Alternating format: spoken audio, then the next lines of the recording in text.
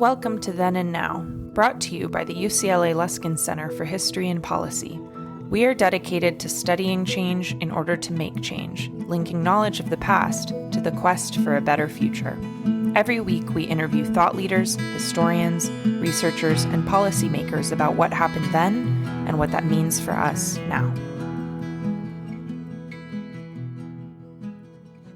Welcome to Then and Now, a podcast sponsored by the Luskin Center for History and Policy at UCLA.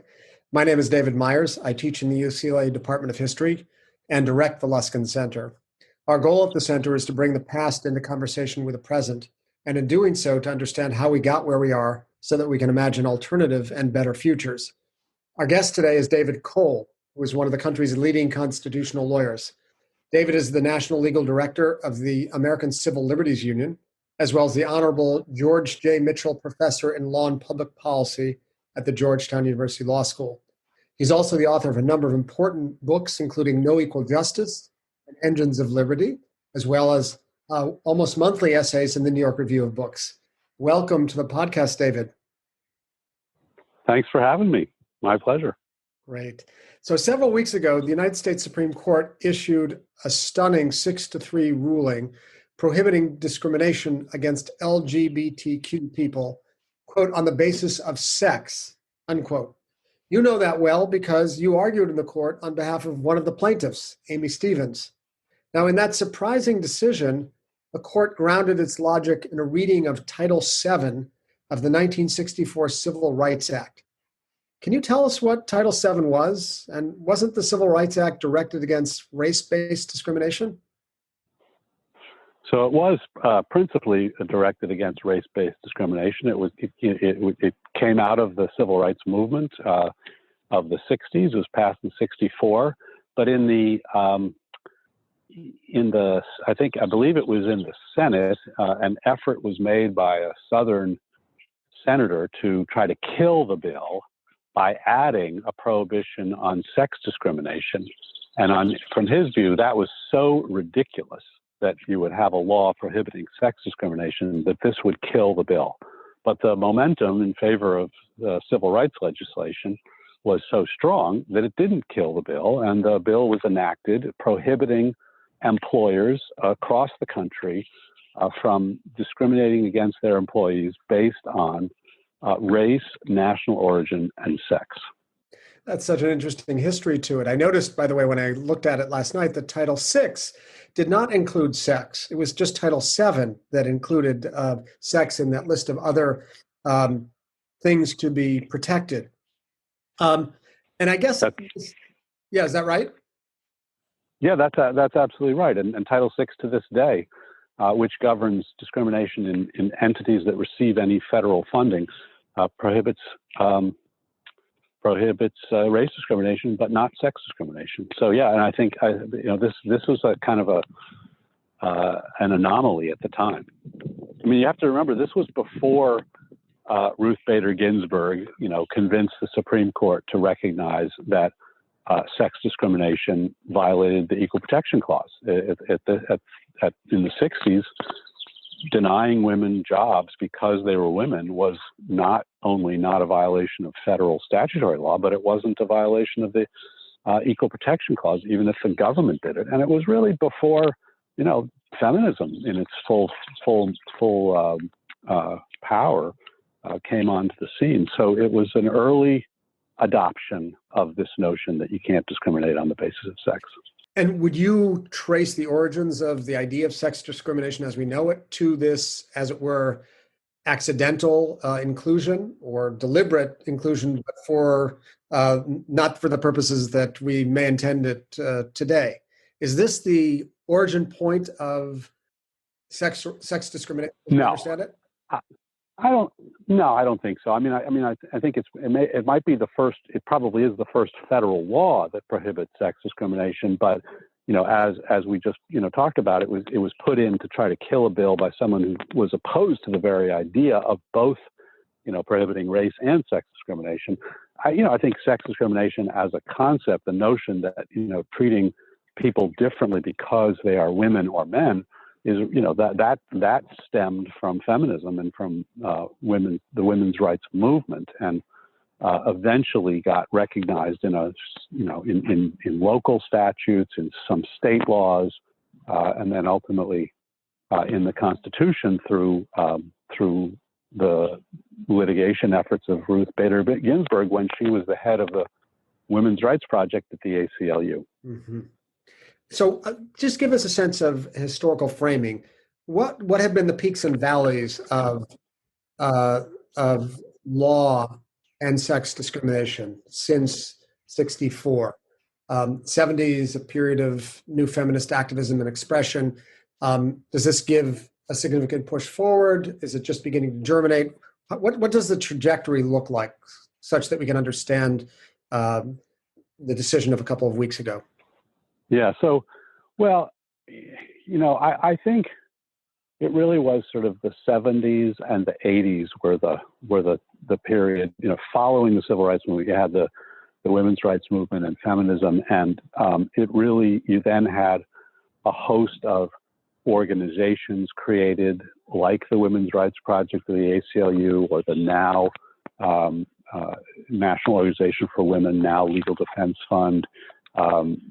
That a number of abortion rights groups were created. National Abortion Rights Action League, and they engaged in strategic litigation while their sisters engaged in lobbying in state legislatures, and ultimately the concept, I would say, by the 80s, early 80s, the concept that it is inherently suspect to treat someone differently because they are a woman or because they are a man was widely accepted in state law, in federal law, and in constitutional law. Now, there obviously we're still fighting about it. We still have a Women's Rights Project, the ACLU. There are still distinctions in how men and women are treated with respect to dress codes, with respect to your ability to serve in certain parts of the military. But in some sense, formal equality for women was attained in that 1970s, 80s period. And now we're in the sort of post-formal equality period where it's really making those rights meaningful by bringing lawsuits, by expanding the concept of sex discrimination, by recognizing that discrimination on the basis of pregnancy, for example, is sex discrimination, by looking at the structural causes of the fact that women still earn something like 70-some cents to every dollar that men earn, and the like. So it's the battle continues, but the fight for formal recognition that sex discrimination was a problem, I think, was widely won in the 70s and 80s. And in that regard, as you sort of retrace the steps of the history of sex discrimination, does that path conform to your theory in your book, Engines of Liberty, when you make a convincing argument that when it comes to carving out new rights, the most effective path to doing so is through bottom-up grassroots political organizing? Yeah, absolutely. I mean, I don't think it's a coincidence that it was at the height of sort of that feminism that we saw, both state and federal laws change, and the way that the Supreme Court interpreted the Constitution change.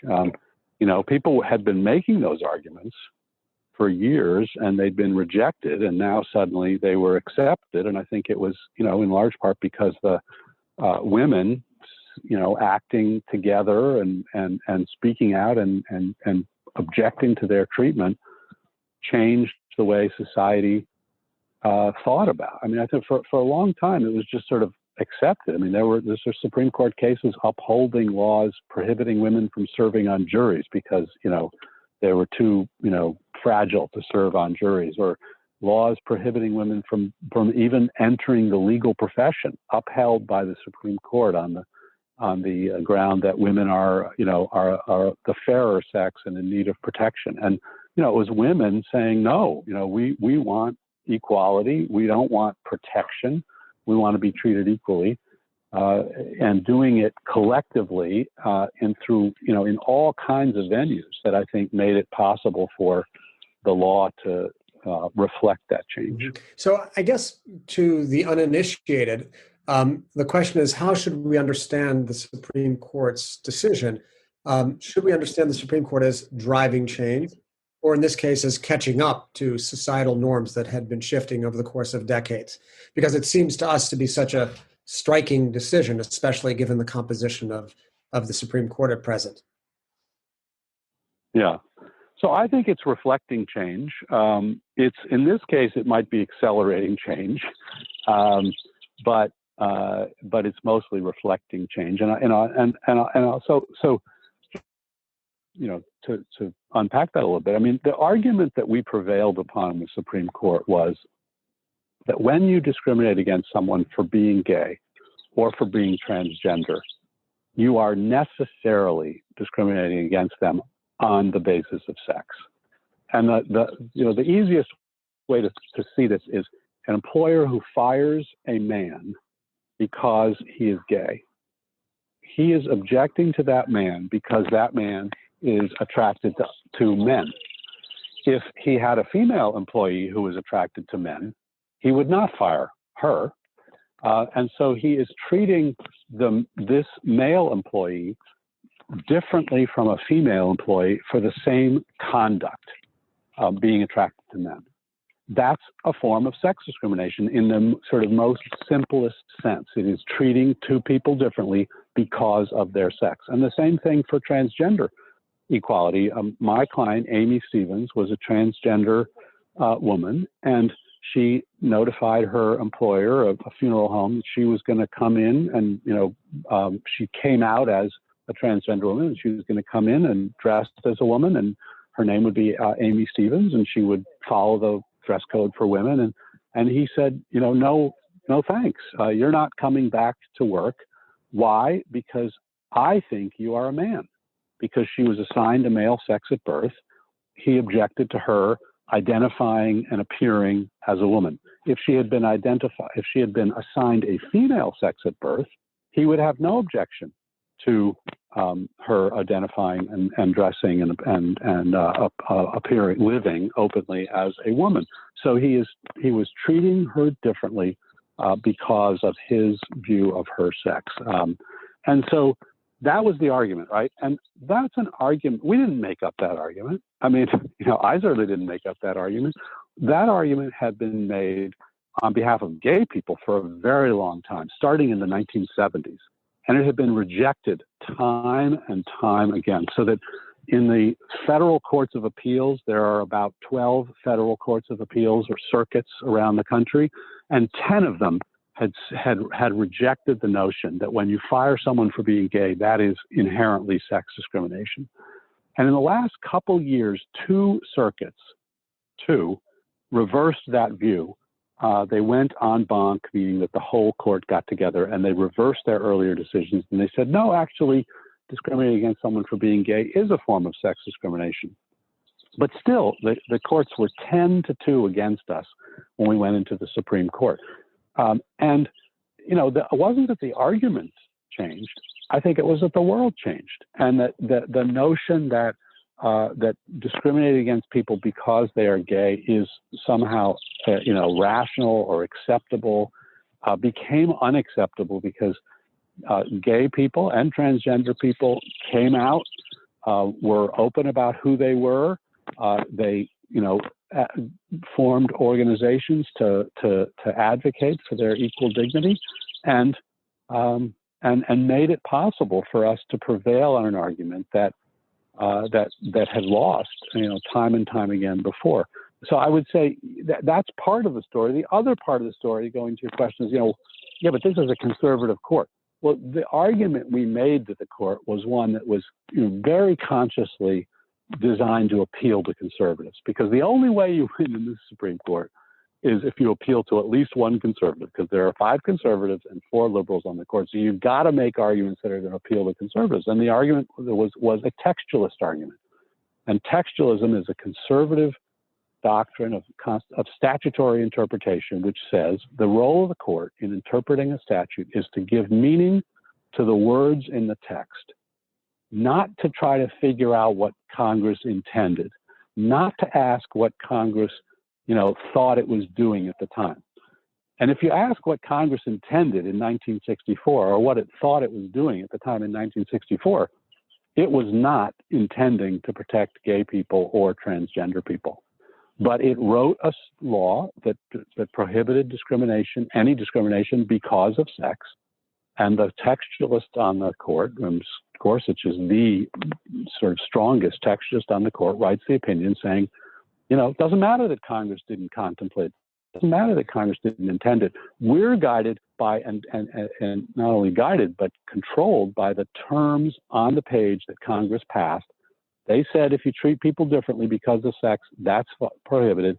When you fire someone for being gay, you are necessarily treating them differently than a woman who is attracted to men, and that's discrimination because of sex. So we made a textualist conservative argument, but we were buoyed by this political movement of LGBT rights to make the argument, acceptable. Right. So that's really helpful. But can you help me understand how that principle, and as it evolved over time, took hold in the Supreme Court, sits with what seems to be the Supreme Court's decision to uphold the right of a baker in Colorado to refuse to make a wedding cake on religious grounds for a gay wedding? Because that would seem to be discrimination on the basis of sex, and yet it's permitted. So why is that permitted? So other forms of discrimination not? Yeah. So good question. And that was also our case, the Masterpiece Cake Shop case. I represented the gay couple who was denied a wedding cake by Masterpiece Cake Shop on religious grounds, as you suggested. Argument in that case that the baker made and that the United States, the Trump administration made, was exactly the argument you just articulated, which is that if you are, refusing to serve somebody because you object to the message it sends on religious grounds, you don't have to serve them, even if state law says that you have to serve people regardless of their, of their sexual orientation. The court did not accept that argument. The court took the case, and people thought they might accept that argument, but the court ultimately decided the case on a much narrower ground. It decided that the Colorado Civil Rights Commission that had adjudicated the complaint against the baker was itself anti-religious, because one of the commission members made some comments that were viewed as very condemning of religion. And basically the court said, we're not deciding whether the baker has a right to discriminate against a gay couple because of his religious views. We're not deciding that. Well, all we're deciding is the baker has a right to have his case adjudicated by a forum that is not itself infected by religious discrimination. And so, we lost that case, but we lost it in a very narrow way that does not establish a kind of First Amendment right to discriminate. And the court actually went out of its way to say in the opinion, religious or philosophical objections do not generally permit businesses to violate non-discrimination laws. And that's not a holding, because the ruling in the case was that in this case, the commission discriminated, but it did not establish the right to discriminate.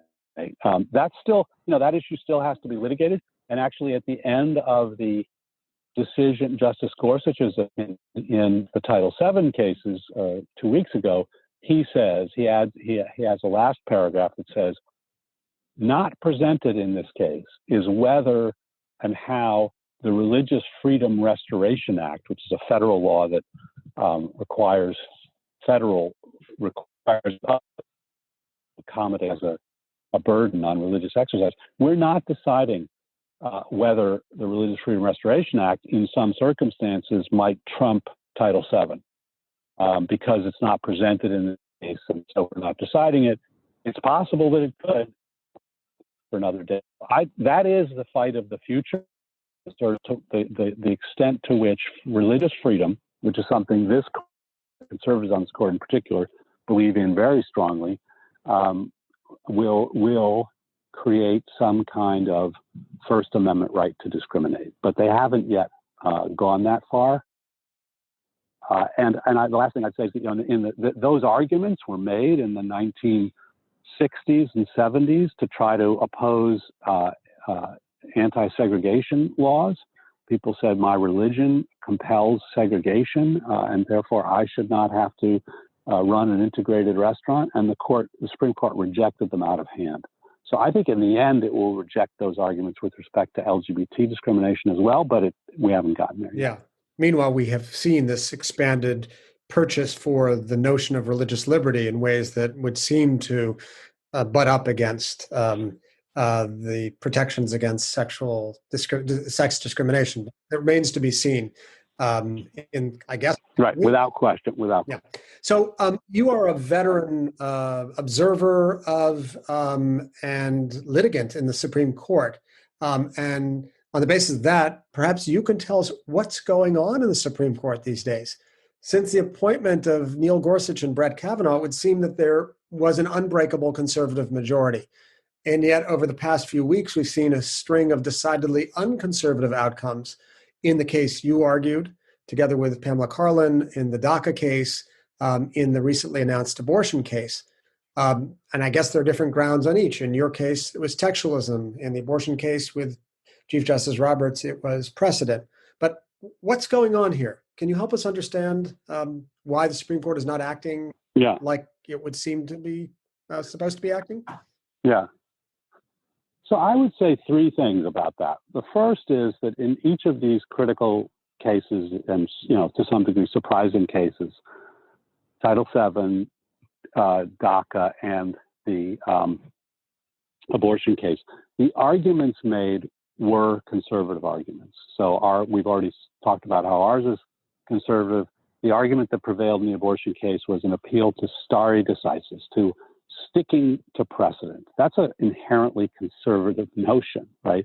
And then in the DACA case, it was the court concluded that the Trump administration had acted arbitrarily and capriciously in the reasons it gave for seeking to revoke the DACA protections that the 700,000 young undocumented immigrants were given by President Obama. The notion was that the government has to give some reason, some rational reason for its action. That also is a conservative argument. So, in each case, a conservative argument won the day, and that's how you got a conservative, usually Justice Roberts, but in our case, both Roberts and Gorsuch to join liberal results. The second thing I'd say is that in all three cases, there's been tremendous political organizing and pressure, right? We've already talked about the LGBT movement on DACA. I mean, the amount of public protest about the Dreamers has really turned them into a very, very sympathetic group. And so even the vast majority of Republicans think that Dreamers should stay, should not be deported. And I think that has an effect. It's not a direct effect, but I think it has an effect. And on abortion, there's been concerted political activity on both sides, right? On the side to overturn Roe versus Wade, but also and very much on the side to uphold Roe versus Wade. So you have conservative arguments, you have liberal movements that exert some pressure, I think, on how the court decides these cases. And then I do think you have this sort of sense that the court, to be legitimate, has to rise above partisan politics. If these issues had gone to a legislature that was made up of 5 Republicans and 4 Democrats, no one doubts how they'd all come out. They would have all come out 5-4 with the Republicans lining up on one side and the Democrats lining up on the other side, and no one would have been surprised. And that's just how, the legislature works. But that's not how a court should work. We appoint judges for life. They never have to run for re-election. And the sort of the quid pro quo there is they're not supposed to be partisan. They're supposed to decide things based on law, based on, commitment to precedent, putting aside their political, judgments to as much of a degree as they can. And that's an ideal, and it's a much kind of criticized ideal, and people think, judges often fail to live up to it.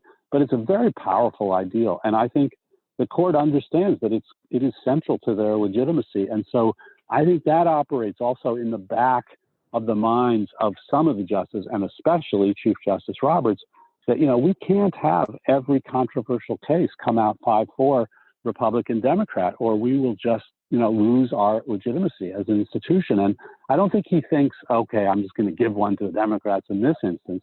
But I do think it operates at a kind of, at the margins to say, let me be open. Let me keep an open mind on these cases. It sends the message that, as he has said, we are not Trump judges and Obama judges and Clinton judges. We are judges. Yeah.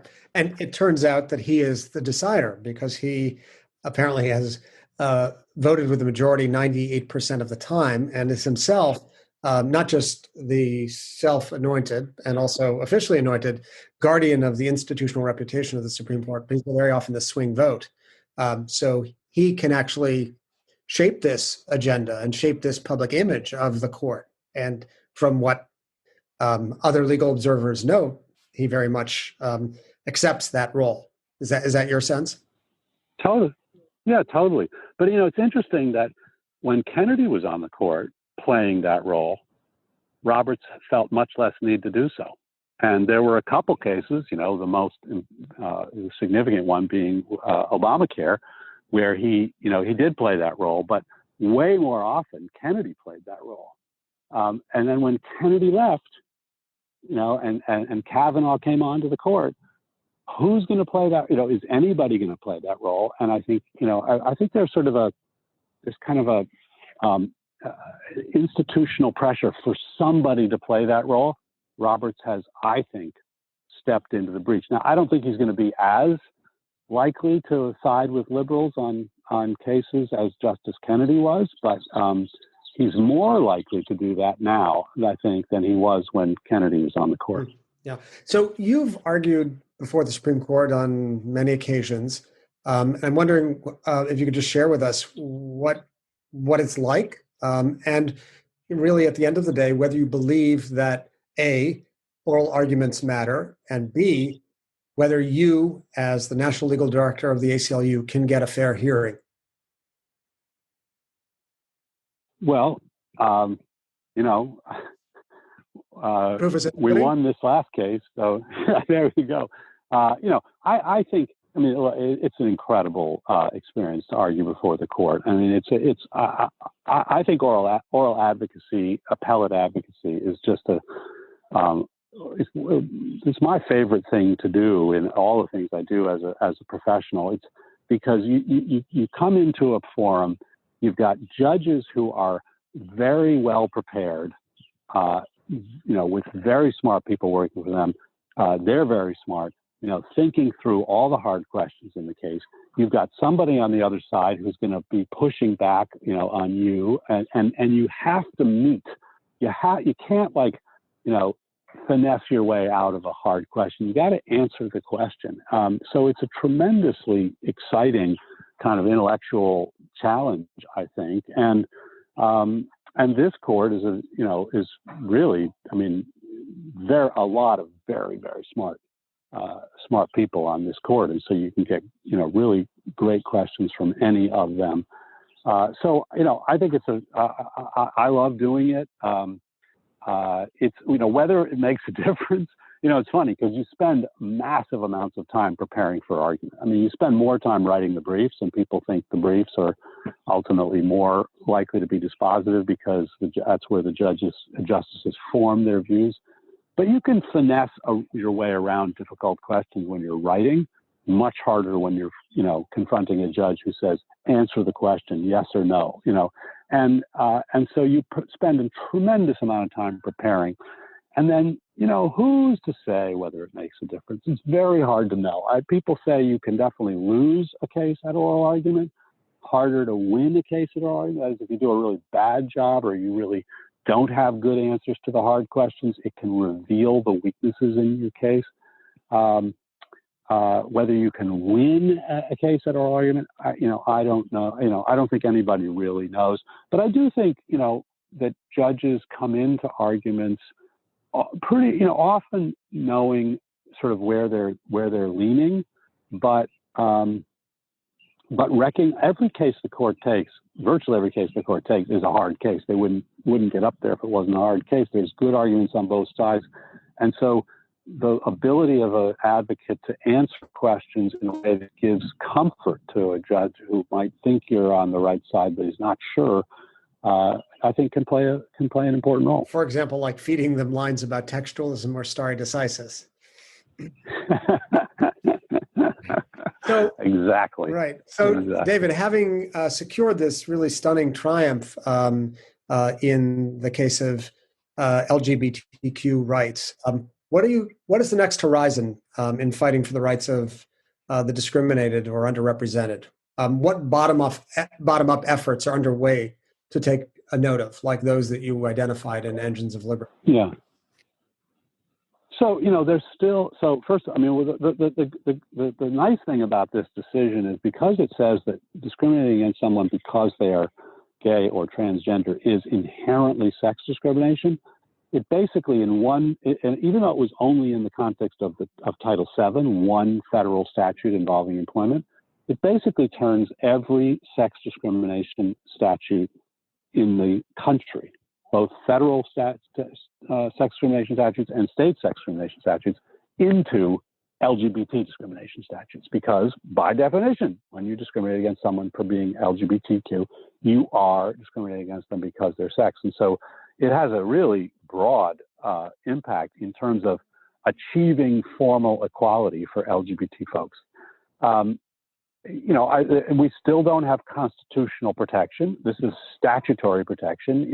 It is conceivable that a legislature that was anti-gay or anti-trans could enact its own statute that says, we are expressly excluding discrimination on the basis of sexual orientation or LGBT or transgender status, and that would trump this reading.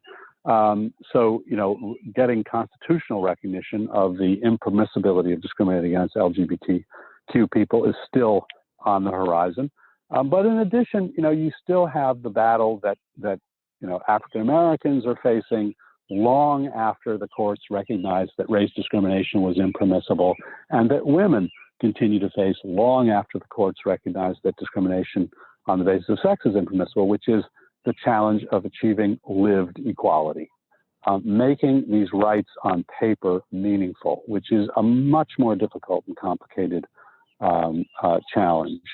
And then I do think, in particular, we have in the LGBT space the issue you identified earlier, which is how does religious freedom interplay with LGBT equality, and as Justice Gorsuch signaled, we don't have an answer to that yet from the court. Right. So maybe by way of conclusion, I want to just pick up on one of the things you just said, which is very much relevant to our current moment, and ask what role law, legal advocates, the ACLU have to play in this current moment and movement of protest against racial inequality. What role can progressive legal advocates play in advancing the ball and pushing us beyond this deep structure of racism in American society? Well, I think these protests have really put the spotlight on the criminal justice system as an engine of inequality in this country, and that's where the momentum is right now. That's where the focus is for reforming our criminal justice system. And I have long believed that. My first book was called No Equal Justice, Race and Class in the American Criminal Justice System. And, you see some of the starkest racial disparities in our criminal justice system. And you see, we have seen in our criminal justice system a willingness on the part of the larger community to invest in the inner city in the form of police and prosecutors and prisons, much more so than a willingness to invest in the inner city in the form of education, jobs, job training, aftercare, and all the other sorts of affirmative investments that would lift people up. Instead, we police them down. And I think, that there's tremendous room for reforming and rethinking how we deal with inner city communities. And it includes restructuring police departments. It includes reducing the presence of police and in schools and providing social service responses to people as opposed to police responses as the first response, particularly with nonviolent kinds of infractions and the like. But it also includes reducing the criminal sentences that legislatures have authorized. We have the longest sentences by far in the Western world for the same kinds of offenses. There's no justification for the harshness of our sentences. It includes reforming prosecutors. Prosecutors play a tremendous role in have tremendous discretion in how people are charged, whether people are prosecuted, how long they're sent away for by virtue of the charging decisions they make.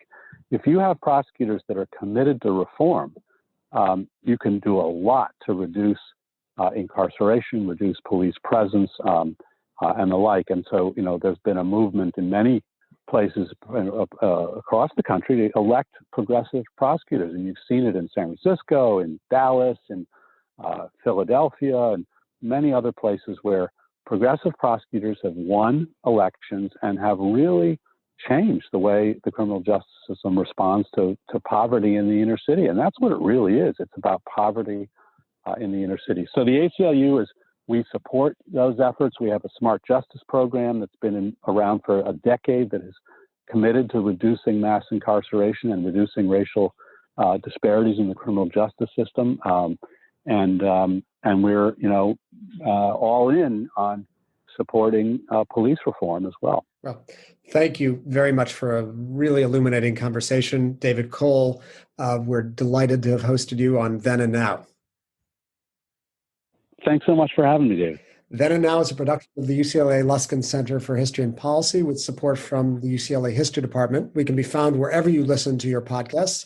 Thank you to our executive producer, Maya Ferdman, and our guest today, David Cole, for joining us. Until next time, stay safe and have a nice day.